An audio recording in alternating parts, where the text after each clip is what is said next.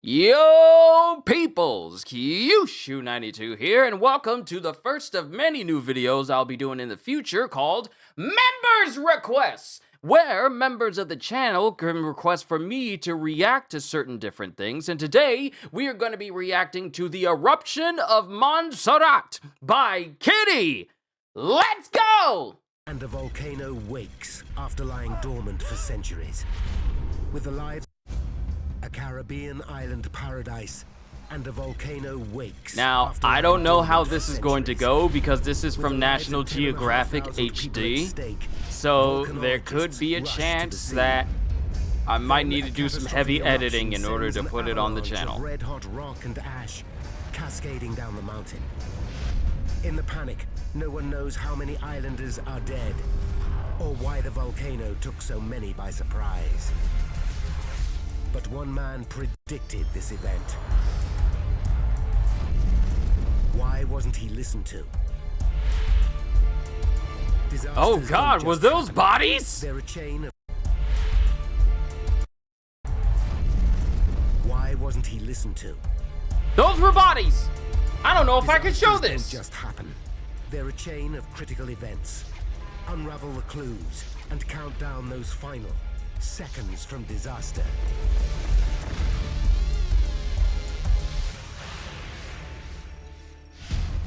These people are in the wrong place at the wrong time.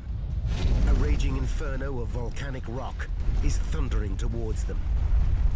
They have just seconds to escape certain death. Eruption on a Montserrat. Eastern Caribbean, the island of Montserrat. This tiny Montserrat. island is one of the last remaining outposts of the British Empire. It measures just 16.5 kilometers long by 10 wide, almost the size of the city of Dublin. It's a haven for the rich and famous, and home to air recording studios used by rock and pop stars. The island is celebrated for its natural beauty and tranquil, easygoing lifestyle. 80% of the island's infrastructure lies in the shadow of Soufriere Hills, a mountain lying 915 meters above sea level that dominates the southern half of the island. Most of the population of 10,500 live and work in the capital, Plymouth, or farm the rich, fertile soil on the mountain slopes. This kind of reminds me of my trip to Nassau, On the when me and the northern family went on lies that the trip a village couple of of years ago. Farrell's Yard, home to Delia Pond. It is a paradise, and because everybody is so friendly towards one another, we never have a cave in the world. I guess we are brought up in a way to accept life for what it is. Delia has lived in Montserrat her entire life and is a mother with 6 children. 6! She rents a small Okay. holding where she grows vegetables to sell on the neighboring islands. David Lee is an American missionary who has lived on Montserrat for 15 years. He's also a keen amateur cameraman and has filmed everything from carnivals to local sporting events. It's off the beaten path. It's the way the Caribbean used to be. The people are genuinely friendly. And we came for a month and checked it out, and it was just like they said, and we never left. So these first 3 minutes just feel like the major calm before the storm. People are smiling, people are playing, people are enjoying life without a care in the world. But we know better, don't we? But beneath this tropical Garden of Eden lies a hidden menace. The lush vegetation and productive soil belies a lethal reality. The Oh, they're island trying to be all is dramatic with it volcanic. now. Montserrat sits directly on a geological subduction zone. This is one of the most seismically active parts of the planet's crust. The North Atlantic tectonic plate, moving westward, sinks beneath the Caribbean plate. As it descends, it melts, forming magma, which over millennia finds its way to the Earth's surface, creating a string of volcanic islands known as the Lesser Antilles. But Montserrat has shown no signs of major volcanic activity for approximately 370 years. I know this is how people play dominoes, but there's only so many times you gonna slap your dominoes on my table fall like, hey, you alright? Why you slapping my table so hard? I know this is something that people do. But don't be slapping my table just too hard, okay? Don't be getting into the game just a little bit too much where you starting to make the dominoes move. Only evidence of volcanicity, 370 years. The only evidence of volcanicity are springs hot enough to boil an egg, sprouting from the slopes of Soufriere Hills. Then, on the 18th of July, 1995, everything changes. The islanders hear a deafening noise similar to the sound of a jet engine coming from the mountain. Leroy Slim Daly, a local farmer and part-time cab driver, is in Plymouth that day. I was this close to saying Leroy Jenkins. Don't look at me like that. Some of y'all were thinking Leroy Jenkins in that moment too. Don't act. People started to realize that there was something happening in the mountains. Most people thought it was a plane, a jet which was passing, but the sound just didn't go away. Over the next week, the volcano continues its activity. 10,500 people now face a threat they never expected. For David Lee, it's a chance to film a much more dramatic subject. I decided to document the volcano because I had just taken a sabbatical. We'd been really busy with a lot of things for about 10 years, so I had nothing else to do. I had a nice little camera. The volcano started to erupt. Little did I know that would turn into a vocation. As news of the volcanic activity breaks worldwide, scientists arrive on the island. The event provides them with a unique opportunity to observe a volcano returning to life after centuries of dormancy. Among them is a recent graduate from Indiana State University. Volcanologist Rob Watts regards the trip as the opportunity of a lifetime. What you're looking at, Rob, I don't see anything reflected in that in the binoculars. Just incredible. Is nature at work? The scientists immediately set up a temporary observatory in Plymouth and install 9 seismometers around the sides of the volcano. These instruments precisely record the time, duration, and intensity of earthquakes beneath the mountain. The data is transmitted to the observatory and recorded 24 hours a day, plotted onto 4 slowly rotating drums. The system gives the scientists a tantalizing glimpse deep inside Soufriere Hills. Is this what They Rocks deduce does? the deafening sound of July the 18th was something called a phreatic eruption, coming from part of an old crater known as Castle Peak. Groundwater, superheated by magma rising deep inside the volcano, evaporated, building a massive head of steam that burst, screaming like a jet engine, through fractures in the rock. The team watch their equipment and wait for the volcano to kick back into life.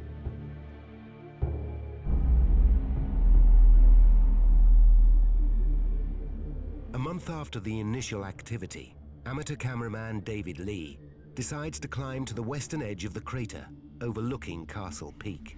Anybody watching this? Don't be stupid enough to come up here. As I began to walk up to the crater edge, I started to roll the camera. The whole mountain is quivering. It's spewing right now. As I walked out through what was then rainforest. Okay, Kitty, since you're probably going to be watching this after the fact, probably not a good idea to be even that distance when you can see the smoke like that, right? Yeah, I thought so. Here was this phreatic eruption taking place, and it was just like unbelievable. Yep, that's and stones yep. If I can see the contours of the smoke, that means you're too close.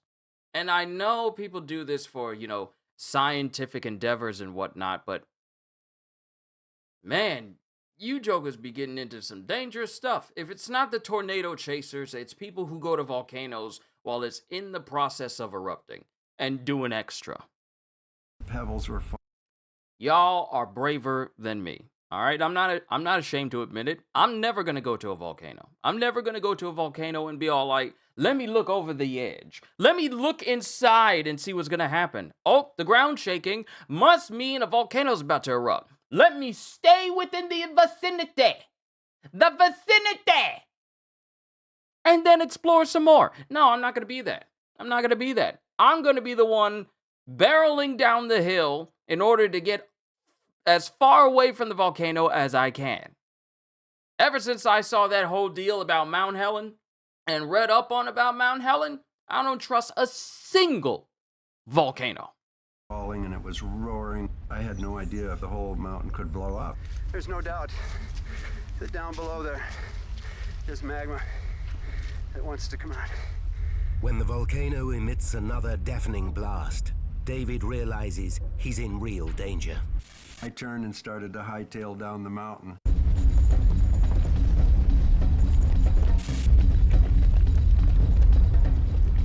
Okay, Lord, put my trust and faith in you. You're my refuge and strength in every trouble. And that is the smartest thing you can do when a volcano starts to become more active while you're up near it and you trying to get away. Smart man. That was my last trip up there, folks. It's clear to David that his adopted home has revealed a new and dangerous character. Do I look scared? Let me take it and put it on auto. Now do I look scared? I'm not out of here yet. I'm only down about 600 feet. If the whole thing went, wouldn't have a chance up here. The whole top of the mountain was just shivering, shivering, shivering, up and down under your feet. And you could feel this awesome power underneath vibrating, wanting to come out. With the volcano showing signs of life, Montserrat is now a ticking time bomb. Red-hot lava deep in the magma chamber is rising rapidly inside Soufriere Hills on the island of Montserrat. But scientists are unsure whether the volcano is entering another, more dangerous phase of activity. Then, a month after the first blast, another larger phreatic eruption fires a cloud of ash, mud, and steam 2 kilometers into the air. The vibration rocks Montserrat. The locals stare nervously at the darkening skies. The southwest of the island is showered in a thick cloud of volcanic dust. Half an hour later, the billowing pall of grey ash clears. As the sun breaks through, it reveals an uncanny scene.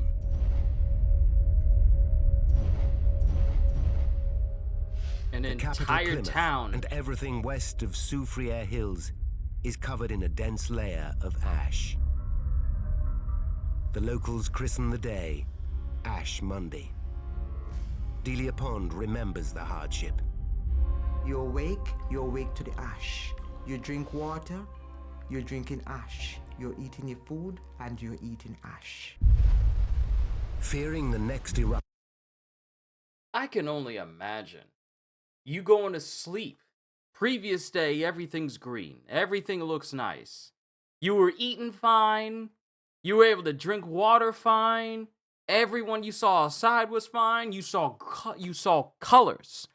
Loads of colors. You saw greens. You saw blues, yellows, reds, oranges, you name it. And then the next day you wake up, all you see is just a thick layer of ash on everything, on everyone, and everywhere. Me, I probably would have been thinking, what happened when I went to sleep?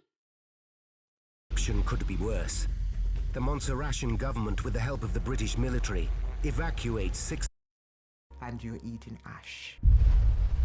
Fearing the next eruption could be worse, the Montserratian government, with the help of the British military, evacuates 6,000 people from their homes on the slopes of the mountain. The capital, Plymouth, and the surrounding villages empty, as the islanders journey 8 kilometers to hastily organized shelters in the north of the island. But the exodus creates chaos. The north is underdeveloped. Living conditions are basic and soon become squalid. We were housing schools and churches. You had like 40 to 50 people to a church. You have the young, the old, the Christian, the drunkard, the infant, the good, the bad, and the ugly. The islanders are desperate to return home. And with 80% of Montserrat's infrastructure in the south, many are granted access during the day in order to keep the island functioning. Among them is Delia Pond. Her farm produce is now a vital resource for the islanders camped in the north. Delia and her family tend a plot of land within easy sight of the summit of the volcano. Each day, they take precautions in case of another eruption. Whenever we get to the farm in the morning, we always turn the vehicle facing towards the road, and we always leave the keys in the car in case of emergency, so we just get in and take off. Their planned Pretty smart. escape route takes them north to the sanctuary of a small hill. On the slopes above Delia's plot, another farmer, Harry Lewis, rents several hectares. He and his wife borrowed money to prepare and plant the land. Like Delia, it's their only livelihood. By September, the islanders are allowed home and start to see a new sight on the horizon.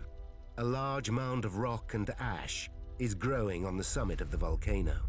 This bizarre development confirms the scientists' worst fears. It's known as a lava dome, an unstable bulbous mass formed by successive deposits of thick, viscous lava.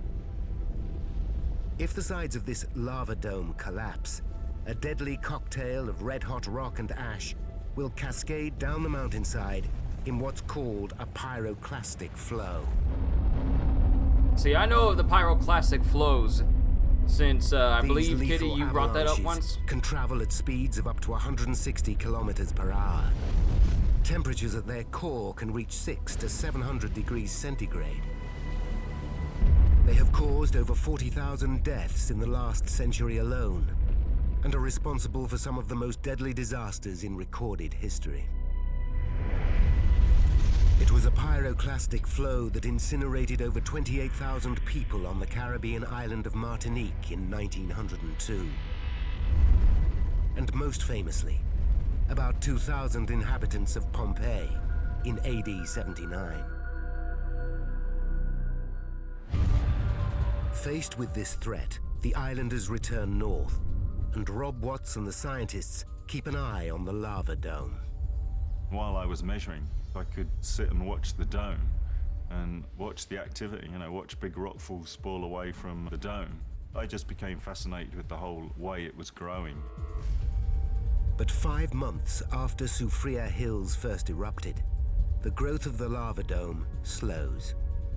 The volcanic activity appears to have quietened. Believing the worst is over, the government allows the evacuees to return to their homes once again. Normal life on the island resumes. But the Yeah, everyone's volcano about to get hasn't finished complacent. yet. Nearly 3 months later, it fires its first pyroclastic flow down the eastern slope of the mountain, heading for the coastline. The flow travels just 2 kilometers, and no one is hurt. But it's clear that the volcanic goodness. activity is intensifying again. Again, the government orders an evacuation to the north of the island.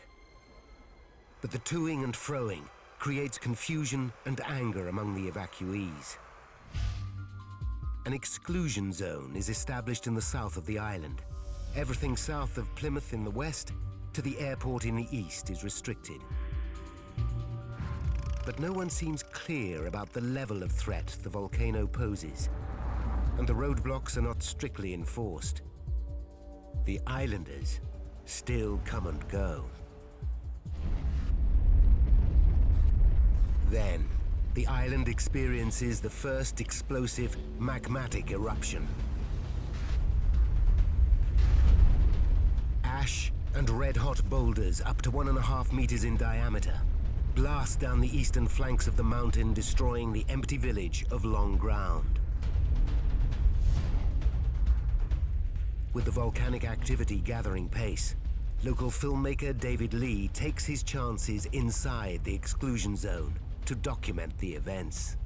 I figured I was doing all the right things, that I understood what was happening on the volcano, and that I knew the best and safest places to be. And I would, one way or another, sneak around the checkpoint to be able to get some of the images that I was able to get, some of the very interesting pyroclastic flows coming down virgin valleys and stuff like that. Really incredible things. I'm in town. But his bravado soon gets him into serious danger. While driving north from the capital, Plymouth, the volcano erupts violently. When I looked up, I saw this tremendous black cloud coming across the sky, pitch black. The blast showers the southwestern side of the island in a thick cloud of ash and mud. In a matter of seconds, day turns to night. Pitch black with lightning and thunder going everywhere around you, just striking everything on the roads, on the trees, on the houses. I think that was the most concerned I ever was for my life. Nah, if I can't see in front of me. But who would ever believe it? Can't see a thing. Can't see a thing. We're trapped in here. Nah, that's too dark outside. Of this area, alive. 14 minutes later, the ash cloud begins to clear. It's been a lucky escape for David. But the volcano still hasn't finished. It's preparing to blow with a deadly force that will destroy this island paradise. For nearly 2 years, volcanic activity on the Caribbean island of Montserrat has been escalating.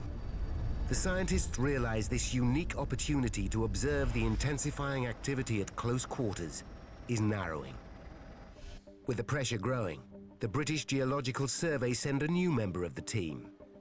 Volcanologist Sue Loughlin, a postgraduate from Durham University in Britain, flies in to help monitor the situation. I stepped out of the airport and looked up, and there was this great big steaming volcano. Within minutes of arriving, I was watching pyroclastic flows coming down the flanks of the lava dome, so it was quite a sharp introduction to what was going on here. The lava dome has developed a pointed spire and is now highly unstable. Magma is accumulating near the crater. The scientists install instruments called tilt meters on the slopes of the volcano. These enable the team to track the slightest changes in the size and swelling of the mountain. As pressure from the rising magma increases, the lava dome swells. As the pressure releases, the dome contracts. The team knows that a pyroclastic flow is most likely to occur when the dome begins to deflate. By mid-1997, with a permanent observatory situated north of the volcano, the scientists calculate this cycle is increasing in activity from once every 20 hours to once every 8 to 12 hours. It's clear to the team that Soufriere Hills is building to a climax. On the 25th of June at 3 in the morning, seismometers at the observatory jump into life. David Lee and his son volunteered to work the night shift monitoring them. I actually videoed the seismic machine that night, and these hybrid earthquakes were every 50 seconds. I remember saying to my son, it looks like this thing's gonna have a baby. It looks like it's birth pangs. A new injection of molten magma deep inside the volcano is rising rapidly through the chamber, placing the lava dome under enormous pressure. As this pressure increases, injections of magma force themselves into the dome, destabilizing it. By 7 a.m., the seismographs are still recording the activity. But the weather is poor and little can be seen of the volcano through the wet fog. Scientists take to the air to monitor the activity closely.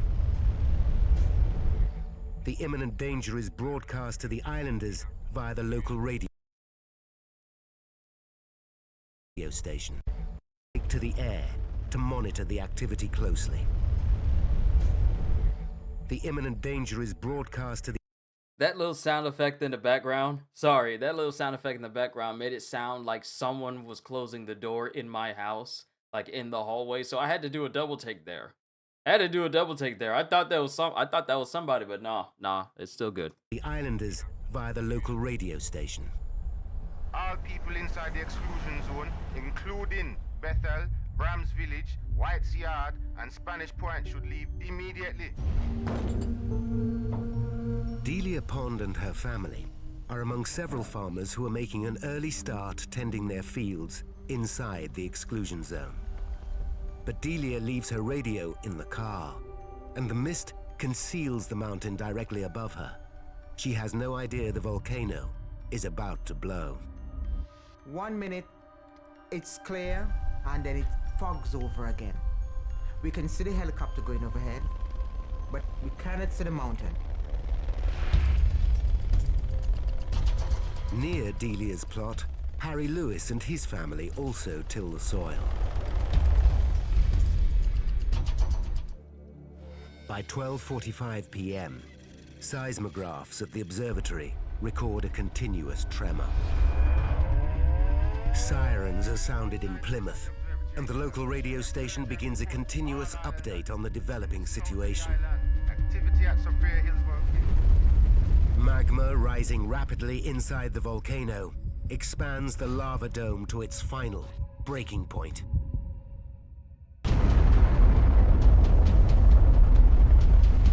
At 12:55 p.m., Sophia Hills erupts with terrifying force. David Lee captures the enormous explosion on his camera. It was bigger than we'd ever seen before. And everybody was like, oh my God, they knew there were people in places they shouldn't be.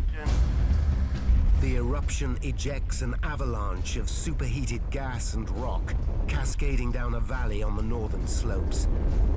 It heads towards the farmers still working their fields.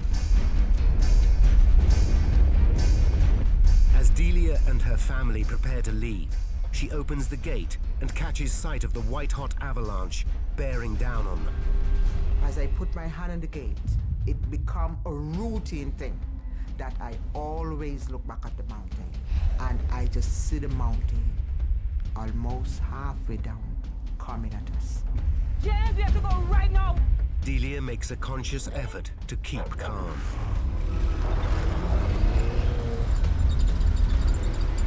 You're looking at something which is danger coming at you. I don't think it is wise to alarm the next person who would then turn around and cause a panic.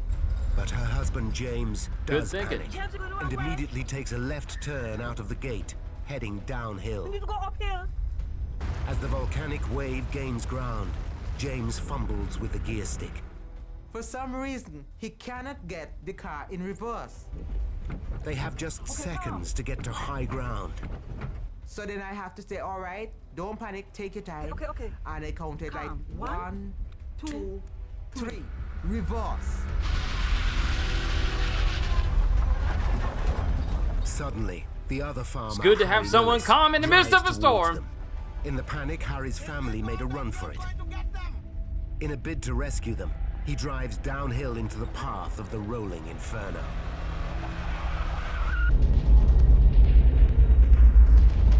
We must get out of here. Hurry up! Delia and her family drive a kilometer uphill, directly north of the volcano. Looking back, they see the fields they were working just moments ago, engulfed in clouds of red-hot rock and ash. You're looking into Armageddon because you cannot see anything. Everything is just clouds and smoke. So, In the village of Harris, what happened to the 3 guy that went down to kilometers see his northeast family? of Soufriere Hills, cab driver Slim Daly plays pool in the rum shop. Slim is unaware of the drama unfolding. But as the extreme heat from the raging inferno reaches a gas station, the petrol ignites and the building explodes. We heard a noise. Immediately I realized something was desperately wrong. Slim sees the white-hot avalanche continue downhill. He runs to his car and heads for higher ground. Then the darkness started to come over the road in front of me, and the heat, I started to feel the heat. At that point, I was scared, not terrified. I was scared. On the hilltop, Slim leaves his car to watch the apocalyptic scene below. And looked at the pyroclastic flows destroying the whole villages, the whole area, right down to very close to the airport. But as he watches, the volcanic wave changes direction. It is now heading straight for him. To avoid certain death, Slim Daly has just seconds to act. As Slim heads north away from the volcano, he warns an elderly man of the imminent danger. It isn't long before they're overwhelmed by a dense, toxic cloud of hot ash and sulfurous gas. So you couldn't run because you couldn't see where you were going. Even if you put your hands to your face, it was impossible to see them. The heat makes it hard to breathe. The pair drop to their knees for air. We're not gonna die. He kept on saying that we were gonna die. No, we're not gonna die, Papa. I tried to console him and said to him, no, we're not gonna die, we're not gonna die. At 1:10 p.m., a daring helicopter rescue gets underway. Islanders unable to escape by road are stranded in villages northwest of the volcano. But to get to them, the chopper must fly dangerously I'm just kind of in close to the awe red-hot billowing over ash everything. Because there's so many cloud. people One of the first involved. rescues is made from the village of Harris, where a small group of 20 islanders are trapped. Miraculously, Slim Daly is among them. That thing came down like a bullet. He is helicoptered to safety. By the end of the day, 4 people are confirmed dead, and a further 17 are missing.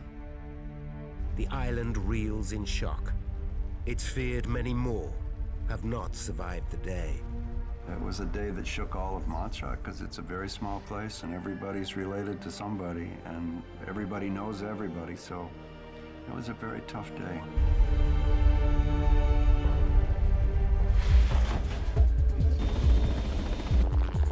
Immediately after, a team of scientists from the observatory explores why the volcano erupted with such lethal.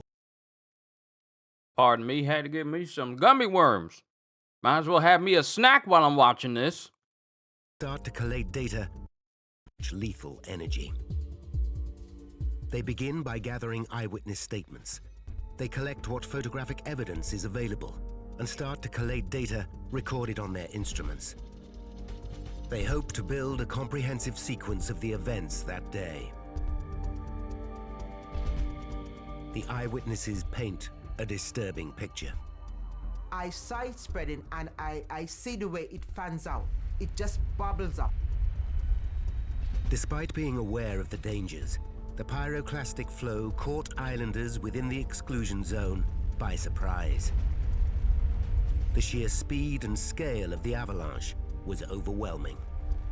As it's coming towards you, it's like big stormy wave, but spreading out. It's spreading wider and wider.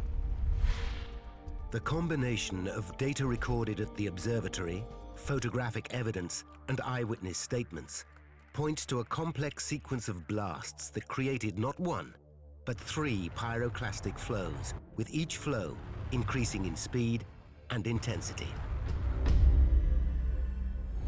4 days. So to me, when each of these flows happened, it's almost as if it was the first one that happened. Okay, that was slow because it had resistance because of what was there before, like the earth it was before. But the second pyroclastic flow had an already predetermined path, which enabled it to travel faster because the only thing it had in front of it or in its way was a previous pyroclastic flow, which basically, I want to say, made a path for it to easily go down. And so when the third pyroclastic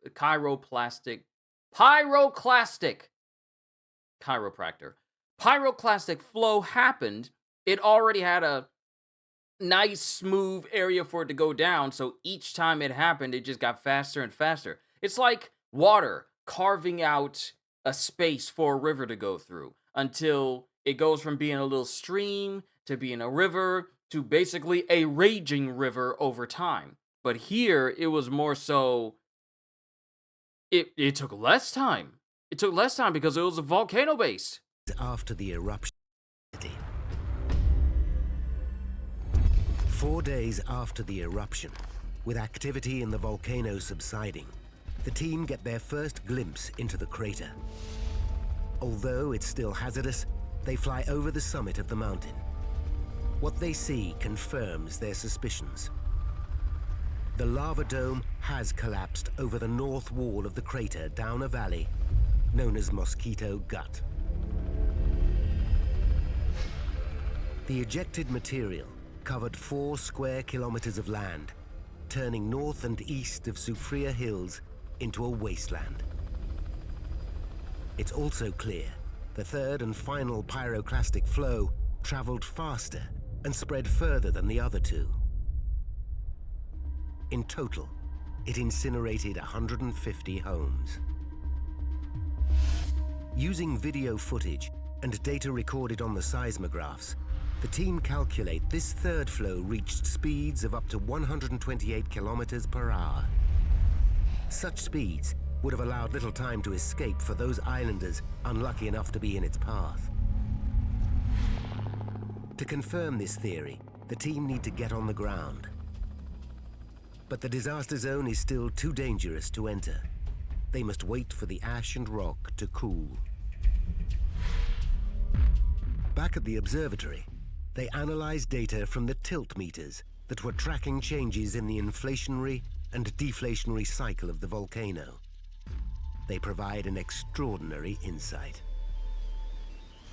Just prior to the eruption, the lava dome expanded massively, swelling over the north rim of the crater. Then, between 12:40 p.m. and 12:50 p.m., the volcano began a rapid deflation.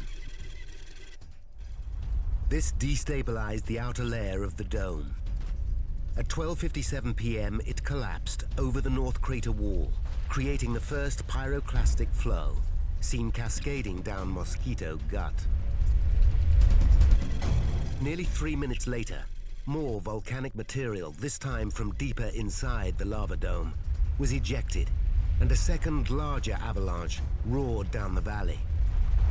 Then, at 1:08 p.m., the third and most dangerous eruption catapulted a column of ash over 13,500 meters in the air, and a lethal cocktail of red-hot debris flowed down the northern slopes of the mountain.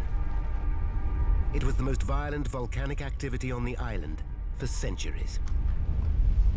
The third pyroclastic flow was the biggest, the most energetic, the fastest. It extended 7 kilometers from the volcano, spread across the coastal plain, burying houses. Several days after the eruption, the team calculate it's safe for them to enter the disaster zone on foot. As a precaution, they wear protective suits. Much of the ground is still extremely hot. By surveying the scar left in the lava dome and mapping the volume of the flow in the disaster zone, the scientists calculate nearly 6,400,000 cubic meters of lava was ejected down the volcano. It's enough to fill Rome's Colosseum 5.5 times. The scene is like a modern-day Pompeii. The flows were over 600 degrees centigrade. 150 houses lie buried under up to 30 meters of volcanic rock and ash. 50 houses lie buried under up to 30... Hold up. Now you see that? You see that? So much ash. And after so much time, it pretty much cooled and solidified to the point where these houses are now buried under solid ash now. You're not digging them out. I knew something was wrong when she was ducking past the front door and I see the knob all the way close to the ground. That's the ground now. It's not like, oh, the house is buried. No, the ground is there now. That's the new ground. Meters of volcanic rock and ash. Asphalt on the roads has melted. Wooden posts and doors have burst into flames. Glass in windows has begun to melt. The cooling lava flow reveals vital clues about the force of the third blast. Some of the blocks in the pyroclastic flow were enormous, bigger than a house. But one thing we did see on these blocks is friction marks. So it became clear that the blocks weren't rolling down the hill, they were bouncing so hard that they were actually partially melting. So you can imagine these enormous avalanches of bouncing, crashing boulders and rocks. But this terrifying scene holds the key to a deeper mystery. Why the pyroclastic flow took so many by surprise. The islanders assumed the ash and rock would stay within the valley, as had happened in the preceding months. But they were wrong. After the first and second flows, the valley itself quickly filled with debris. The changing topography allowed the third, more violent flow to ride unimpeded over the path prepared by the other two. Yep, just like I said. As it rampaged down the mountain, gathering momentum, it broke over the sides of the valley and traveled a total of 6.7 kilometers. What the farmers who had made these plans hadn't anticipated is that the topography that they were familiar with could change so very quickly. But further investigation of the disaster zone presents the team with a phenomenon rarely witnessed.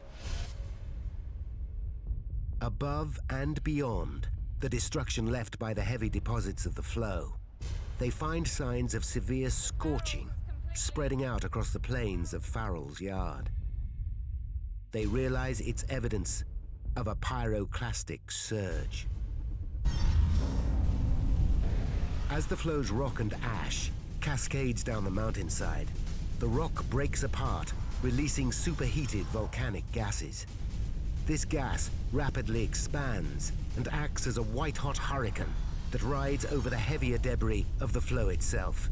It burns everything it touches. It had melted windows, it had melted paint, it had twisted vegetation and fence posts, it had melted roofing tiles. The team So this means the that surge reached in Jurassic... temperatures of 400...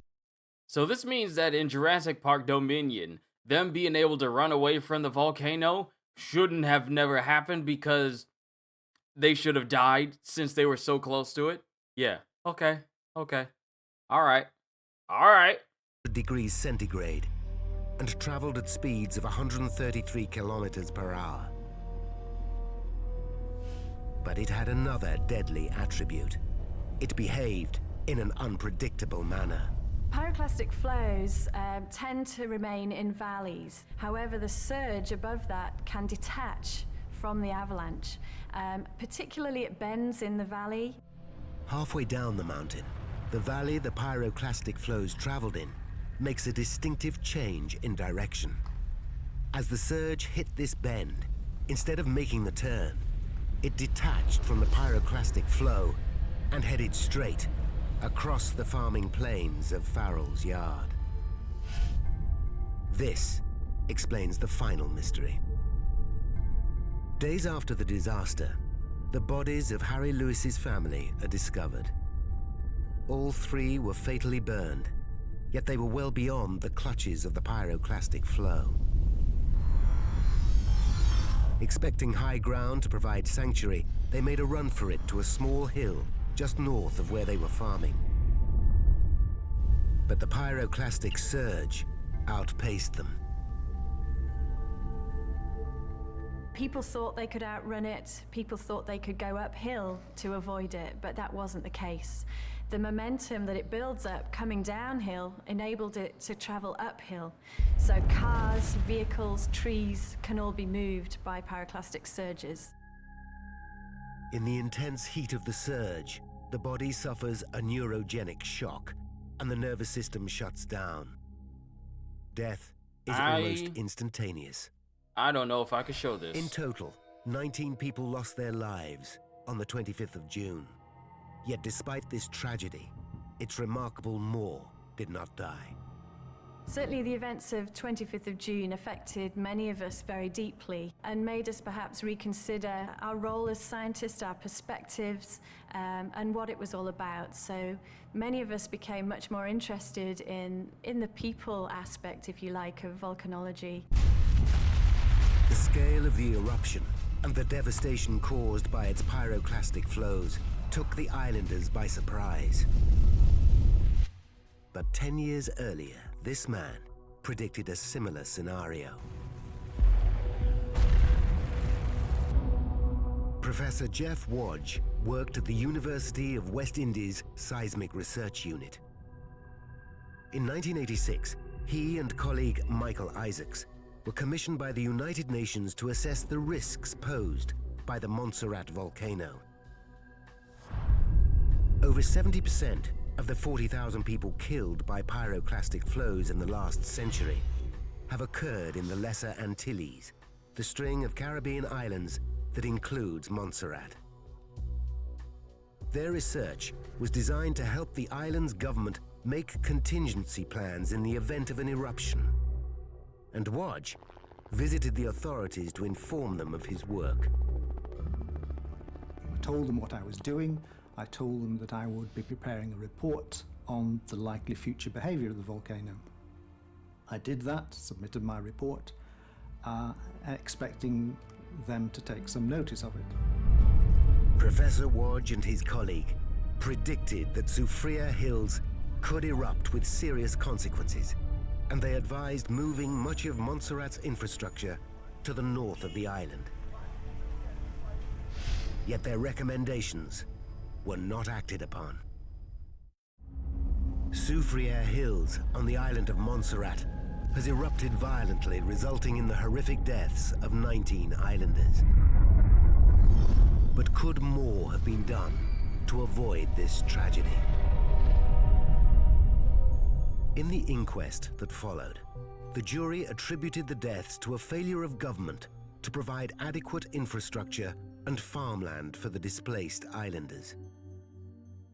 But 10 years earlier, Professor Wodge and his colleague Michael Isaacs had advised moving much of Montserrat's infrastructure to the north of the island.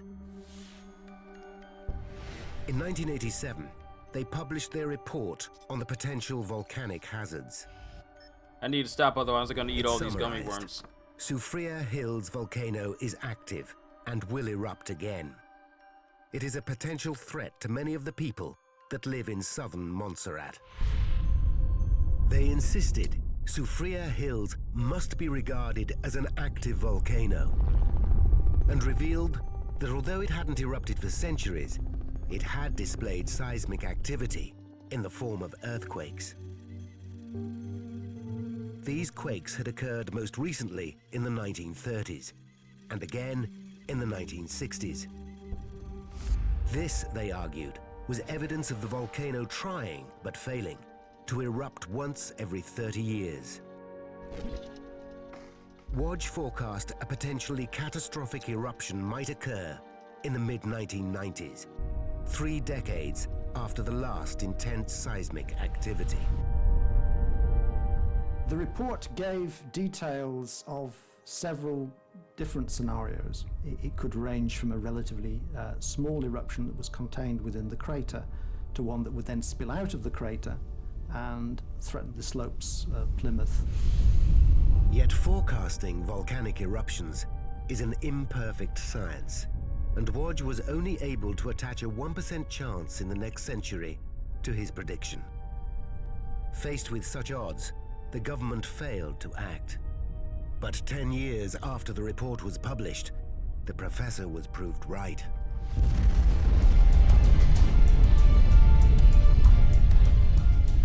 Now, by rewinding the events of that fateful day, we can explain why 19 islanders died.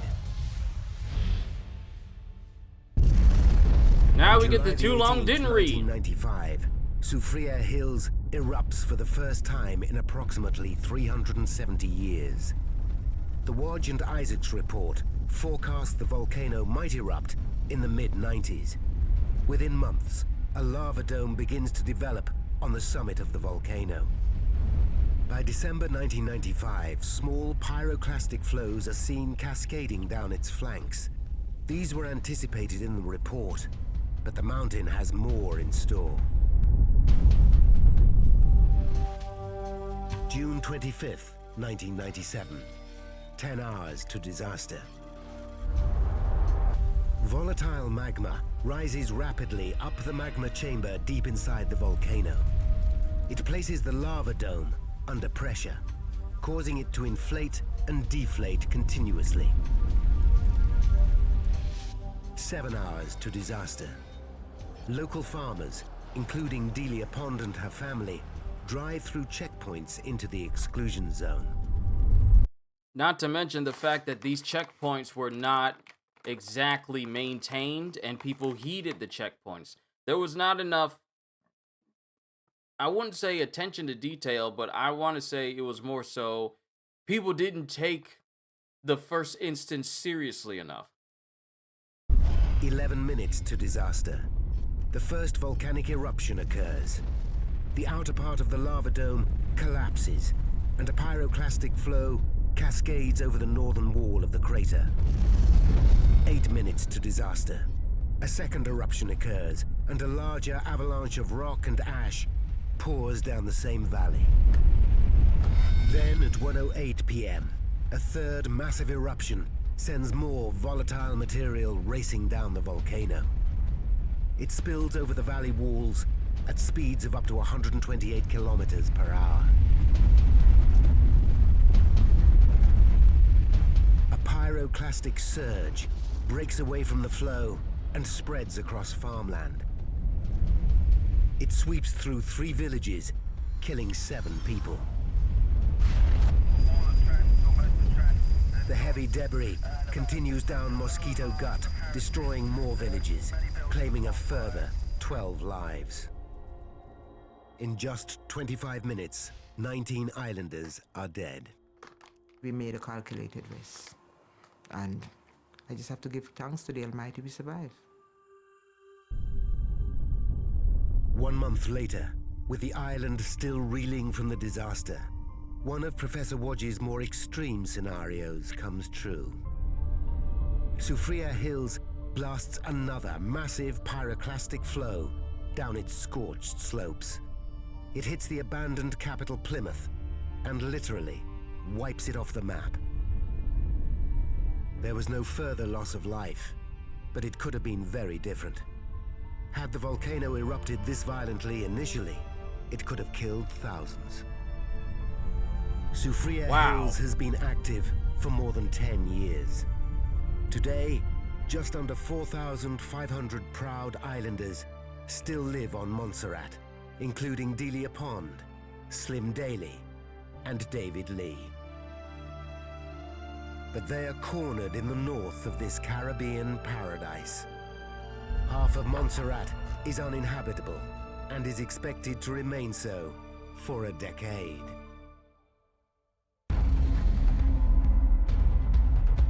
Wow. So you want to know what upsets me, though? The fact when we went back to the guy who predicted this 10 years earlier, who predicted that, Montserrat is going to blow. It has the potential of just exploding. And then giving your findings to the people, and then for the whole place, and then nothing being done. And because the whole island was not ready because they weren't properly informed, and nothing was done to prepare, people lost their lives. This is the reason why people should take infrastructure seriously when it comes to islands and when it comes to countries that have active volcanoes, or, are capable of, are like in the heart of getting hit by natural disasters. I'm trying to find my words here. The thing that upsets me is how there's a lot of countries out there today that will see that, hey, this is dangerous, but because it costs so much, we'll warn people, but we won't go the extra mile to keep people safe. That is what upsets me. That's what upsets me. When people's lives are just put off to the side because the government of these countries don't want to go the extra mile to ensure that safety precautions are taken so that the citizens are protected. That's what gets on my nerves. So when I see stuff like this and then hear like, oh, the infrastructure was intended to and it wasn't heated at all, the government didn't do anything or whatever, it's like, oh, so your negligence is what costs people lives. So that's what I can't stand. But these are just the credits here at the end. Honestly, wow, kitty. This was a lot. And I don't know how much of this is going to be able to fly on YouTube, because YouTube would be so finicky when it comes to National Geographic stuff and stuff from BBC. So hopefully, if I edit it well enough, it can be on the channel. If not, it'll just go up on Patreon and you can enjoy it that way. But overall, interesting video. I don't know why it took me so long to react to this. I know why. I've been busy. And I apologize for this coming up pretty much on the second to last day of the year. I apologize because you asked me for this like months ago, and I'm just now getting to it. So firstly, I apologize to you. But that certainly was an interesting video. Well now, this has been Members' Requests. So to everyone here, if this manages to get on YouTube, fine. All I can say to you is, hope you all enjoyed. Can't wait to see you all in my next video. Like, comment, and subscribe if you haven't already. And even check out the Patreon, because I am always looking forward to entertaining you. And because I know you're coming back anyway. Have a fantastic day, and once again, as always, later, peoples!